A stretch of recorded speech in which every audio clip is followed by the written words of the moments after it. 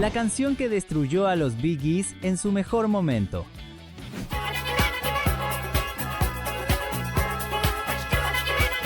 En 1978, los Bee Gees reinaban absolutos.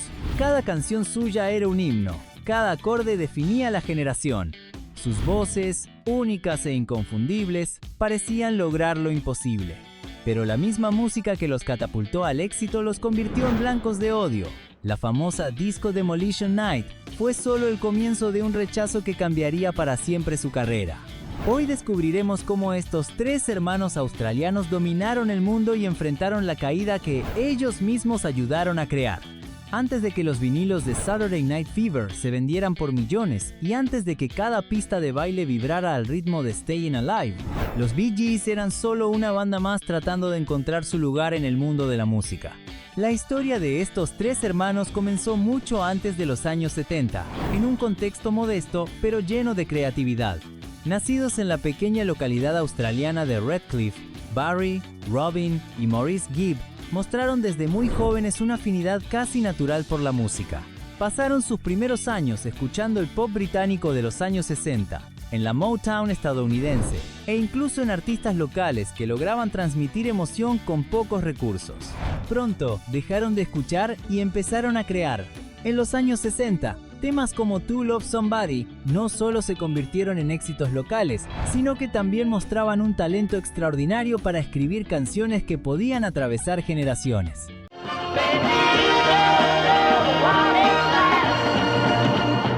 La voz inconfundible de Barry, combinada con los tonos etéreos de Robin y la base rítmica y armónica de Maurice, creaban un sonido que resultaba a la vez familiar y novedoso.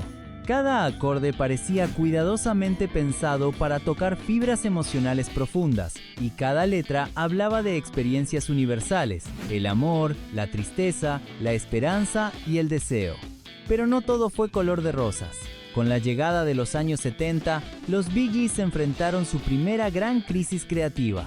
Las ventas disminuían, la industria cambiaba, y los críticos cuestionaban si los hermanos podían mantenerse relevantes. Entre 1970 y 1975, la banda atravesó un periodo de incertidumbre, un momento donde las decisiones que tomaran serían decisivas para su futuro. La presión era inmensa y los rumores de separación rondaban los titulares de los periódicos. Sin embargo, lejos de rendirse, los Bee Gees buscaron reinventarse. Fue en este contexto que los hermanos tomaron una decisión que cambiaría sus vidas. Se mudaron a Miami.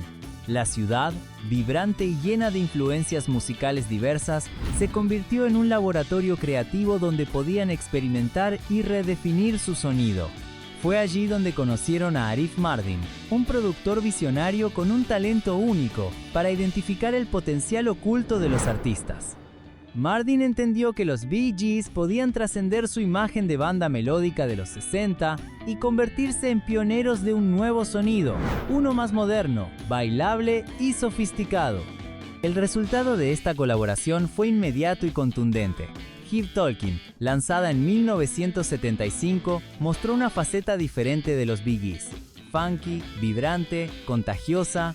La canción no solo fue un éxito en las listas, sino que también abrió una puerta hacia una nueva era musical para la banda.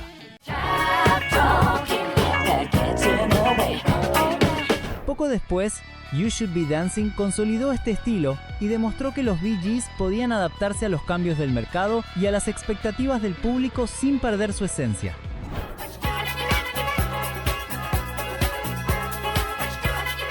Antes de seguir, nos gustaría saber cómo te llamas y qué edad tienes. Déjalo en comentarios. ¡Sigamos! Este viraje no fue simplemente musical, fue también un acto de supervivencia. La banda entendió que aferrarse a su sonido de los 60 los mantendría en el olvido, mientras que abrazar el disco y el funk era una apuesta arriesgada pero necesaria. Su habilidad para combinar armonías perfectas, letras emotivas y ritmos irresistibles hizo que su renacer fuera algo mágico. Era una segunda oportunidad para tres hermanos que, después de tocar fondo, habían encontrado la fórmula para conquistar al mundo. Pero esta historia de éxito aún guardaba un capítulo. Deja tu like si te está gustando la historia. ¡Sigamos! El mundo no estaba preparado para lo que ocurrió en 1977. Cuando los productores de la película Saturday Night Fever eligieron a los Bee Gees para componer gran parte de su banda sonora, nadie imaginaba que aquello se convertiría en un fenómeno global, un momento que marcaría un antes y un después en la música popular. La selección de las canciones no fue casual. La combinación de ritmos pegajosos, letras que hablaban de amor y desamor y armonías vocales inconfundibles transformó cada tema en un clásico instantáneo.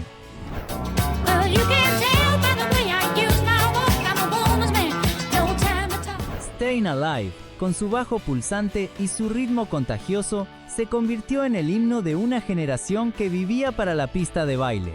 Night Fever traspasó fronteras, inundando las radios y llenando cada discoteca de energía vibrante. How Deep Is Your Love mostró otra faceta de los Bee Gees, la sensibilidad y la capacidad de emocionar, esa cualidad que siempre los había distinguido. Y More Than a Woman consolidó su estatus como maestros de la melodía perfecta y el ritmo irresistible.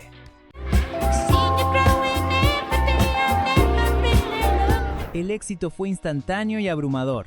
La banda sonora de Saturday Night Fever vendió más de 40 millones de copias en todo el mundo y dominó el Billboard Hot 100 durante 25 semanas consecutivas, un récord que pocos artistas podían alcanzar.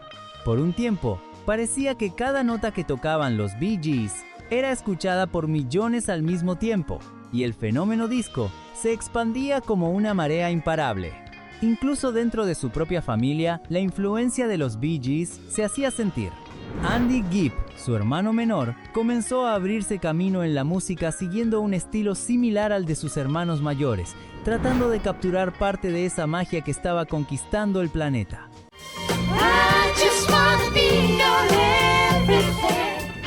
La música de los Bee Gees estaba en todas partes, en la radio, en la televisión, en revistas, en los clubes nocturnos, en los hogares.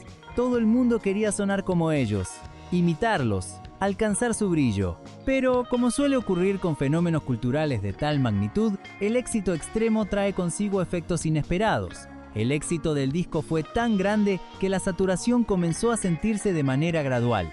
Las radios se llenaron de imitadores y canciones que intentaban replicar el sonido disco de los Bee Gees, y el público empezó, poco a poco, a cansarse del estilo. Lo que había sido una revolución musical empezaba a mostrar signos de fatiga. No solo eran las canciones, sino la omnipresencia de la banda. Entrevistas interminables, apariciones televisivas constantes, portadas que repetían el mismo patrón de moda y estilo. La sensación de saturación se hacía palpable. La música que había traído alegría y libertad empezaba a ser vista como algo ineludible, casi obligatorio, y eso provocó una reacción inesperada. ¿Cuál es tu canción favorita de los Bee Gees? Déjala en comentarios. Y el 12 de julio de 1979, en el estadio Comiskey Park de Chicago, el mundo vería morir el disco, la Disco Demolition Night. Lo que comenzó como una promoción en la que los fanáticos podían traer discos de vinilo para destruirlos, se convirtió en un espectáculo de caos y violencia, con miles de discos quemados y lanzados al aire, un público que celebraba el fin de una era y la quema simbólica de un género musical que, hasta ese momento, había dominado al mundo. Los Bee Gees, que eran la cara del género por aquellos años, pasaron de ser adorados a ser culpables del colapso musical. Aquel evento provocó un efecto dominó. Los programas de radio comenzaron a prohibir sus canciones. Algunas revistas los ridiculizaban con caricaturas y titulares sarcásticos. De pronto, decir que te gustaban los Bee Gees era motivo de burla. El fenómeno fue tan intenso que incluso canciones como Stayin' Alive, que hasta entonces eran himnos de resistencia y energía, comenzaron a ser percibidas como emblemas de un estilo musical que había sido explotado hasta el agotamiento. La sobreexposición y la reacción del público marcaron un cambio cultural. Los Bee Gees dejaron de ser los héroes indiscutibles de la música pop para convertirse en un ejemplo de cómo el éxito absoluto puede volverse en contra de quienes lo alcanzan. Sin embargo, incluso en medio de la crítica y la censura, los hermanos australianos mantuvieron su profesionalismo y su creatividad. Conscientes de que la historia de la música tiene ciclos de auge y caída, hicieron lo que mejor sabían hacer: reinventarse.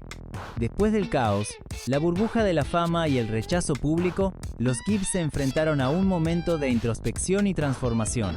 A comienzos de los años 80, el sonido disco había sido condenado, y el mundo parecía haber cerrado la puerta a su legado más reciente. Sin embargo, los tres hermanos no se rindieron. Entendieron que la música era más que la moda del momento y que su talento como compositores podía trascender géneros y tendencias. Entre 1980 y 1987, los Bee Gees se reinventaron escribiendo para otros artistas, y en ese terreno encontraron un respeto renovado. Composiciones como Islands in the Stream, interpretada por Dolly Parton y Kenny Rogers, mostraron su capacidad para crear himnos universales que combinaban emoción y técnica, y a pesar de que no fuesen ellos quienes estaban detrás de los micrófonos, su estilo y su talento seguían siendo inconfundibles.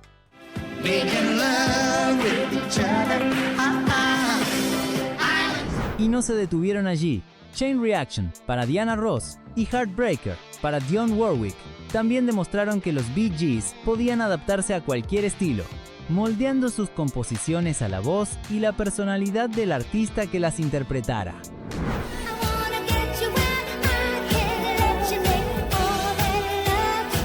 Lo que había sido su sello distintivo, esas armonías suaves, los arreglos precisos, la capacidad de transmitir emoción pura, se convirtió en un legado que otros podían llevar adelante, mientras ellos permanecían en un segundo plano lejos de los reflectores, pero siendo parte importante de la industria. Y cuando parecía los Bee Gees acomodaban su carrera de a poco, la familia Gibb sufrió un golpe devastador con la muerte de Andy Gibb, su hermano menor, en 1988. Andy, quien había seguido los pasos de sus hermanos y había logrado fama propia, falleció a causa de complicaciones relacionadas con problemas de salud y abuso de sustancias. Su pérdida dejó una marca profunda en Barry, Robin y Maurice, recordándoles la fragilidad de la vida y la importancia de centrarse en lo que realmente importa, la música y el legado que dejarían atrás. Después de esta dolorosa etapa, los Bee Gees adoptaron una filosofía más introspectiva. Sus lanzamientos se volvieron más esporádicos y cuidadosamente seleccionados. Dejaron de perseguir hits inmediatos para enfocarse en el valor duradero de su obra. Comprendieron que la fama fulgurante podía desvanecerse en un instante, pero que la creación musical bien hecha, la que atraviesa generaciones, permanece. Álbumes como One, salido en 1989, reflejaban un sonido más melódico y adulto, con letras centradas en relaciones y reflexiones personales.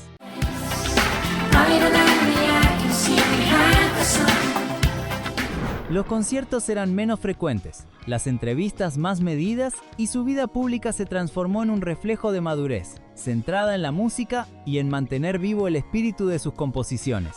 El mundo empezó a reconocerlos de nuevo, pero esta vez no como la banda que dominaba las pistas de baile, sino como los grandes compositores detrás de algunos de los éxitos más memorables de la década. El respeto que habían perdido durante la era del rechazo regresó, pero de manera distinta. No era el reconocimiento de la fama inmediata, más bien era el del talento consolidado, el de quienes habían sobrevivido al auge y la caída del disco, y que seguían creando música capaz de emocionar y conectar. La paradoja de los Bee Gees es tan fascinante como dolorosa. La canción que los destruyó también los hizo eternos. Stayin' Alive fue más que un himno de discoteca. Se convirtió en el símbolo del exceso, de la gloria y de la caída de toda una era. Cada nota, cada acorde de esa canción evocaba la energía, la moda y la cultura de un tiempo que hoy recordamos con nostalgia, con cierta melancolía y también con admiración por lo que significó para la música y para quienes la vivieron. La música disco, con su explosión de ritmo y glamour, había alcanzado su punto máximo y, como todos los fenómenos de masas, enfrentó una reacción inevitable. La quema de discos, la censura en radios y la burla de los medios reflejaban un rechazo social más amplio, un cambio en los gustos, en las prioridades y en la forma en que la gente consumía la música. Stayin' Alive fue quizás solo el espejo de ese cambio. A pesar de todo, la influencia de los Bee Gees perdura. Sus armonías, su capacidad para escribir canciones memorables y ese sonido que definió una generación siguen presentes en la música de hoy.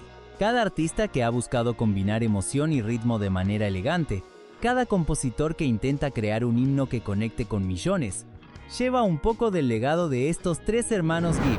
La historia de los Bee Gees no es solo la historia de la fama y la caída, es la historia de la resiliencia, de la reinvención, de la capacidad de un grupo de hermanos de transformar el dolor y la crítica en arte duradero. La música puede ser efímera, pero el talento y la pasión permanecen, y eso es lo que convierte a los Bee Gees en leyendas. Porque a veces, cuando alcanzas la cima, lo único que queda es aprender a sobrevivir. Sobrevivir a la fama, al rechazo, a las tragedias personales y sobre todo, a la propia historia que uno deja atrás. Y aunque el mundo puede haberlos criticado, burlado o incluso olvidado por un tiempo, los Bee Gees demostraron que la música auténtica siempre encuentra su camino. La historia de Staying Alive plantea una pregunta inevitable. ¿Fue realmente la culpable de la caída de los Bee Gees o solo un síntoma de un cambio cultural más grande? Nos gustaría escuchar tu opinión en comentarios. Y así llegamos al final de este recorrido. Te dejaremos por acá un video con otra gran historia de la música si quieres seguir reviviendo la nostalgia de viejas épocas. Nos vemos en una próxima ocasión.